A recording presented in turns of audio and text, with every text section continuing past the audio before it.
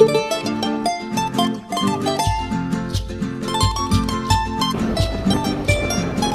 miraba yo ese centro.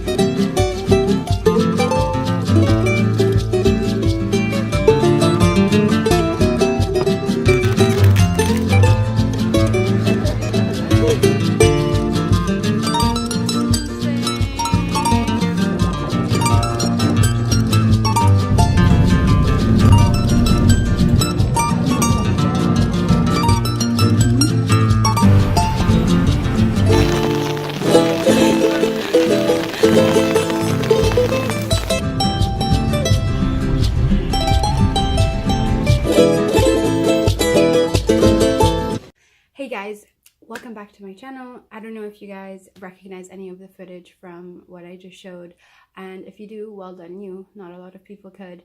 I actually spent my Christmas break in Bolivia. I actually haven't lived there for a long time. So I actually moved out when I was 9 years old and haven't lived back permanently since. What that means is that I get to go back kind of with like a renewed eye on it. I get to see what a tourist sees in Bolivia and what many Bolivian people fail to see. But I think also what's easy to do is to go to Bolivia and look at it as a tourist would, and what that means is kind of to glaze over the bad bits. So the videos I've shown kind of make Bolivia look idyllic and kind of full of the charms that South American countries, stereotypically we think South American countries will have. And that is a big part of what Bolivia is. But I think it'd be very unfair to characterize it as something like that, because that's really something that only exists in a tourist's imagination. Characterizing Bolivia as purely idyllic is far from the truth, not only because any other country has its problems, but because currently, and actually for a while, it's been politically unstable. And if you're at all familiar with Latin American politics, that's something that's really characteristic of the region. In any case, the big commotion this December was basically that Evo Morales had sanctioned basically the pursuit of doctors and the criminal charge of negligence in the workplace.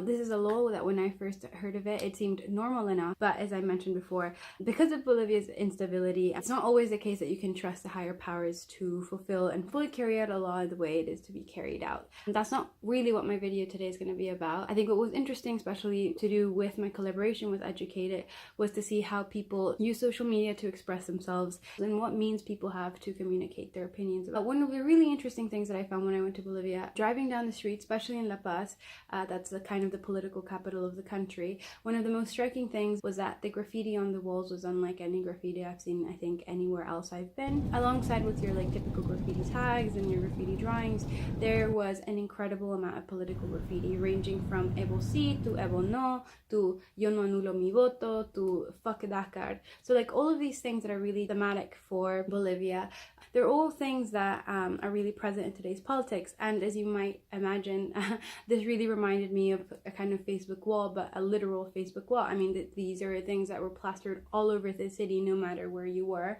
But it seemed a little bit antiquated. I mean, street culture is great, but it's not as powerful as social media is or as a digital Facebook wall. So it kind of got me thinking to what kind of platforms were available to people. And once you get looking, there are a few platforms that are really popular. One of the ones I found personally interesting was one called Cuña Mumbrate, which is this feminist platform that Bolivian women have used to form an activist group that now is really active, but particularly in the city of Santa Cruz. This is a group of women that has a large following by Bolivians. They are very active in protests, and it's something I've never seen in Bolivia before. It's a way of democratizing the point of view and being able to express what maybe these graffiti walls want to express in a more eloquent way. And there's countless examples of how social media has been used to help political party and the democratization of opinions.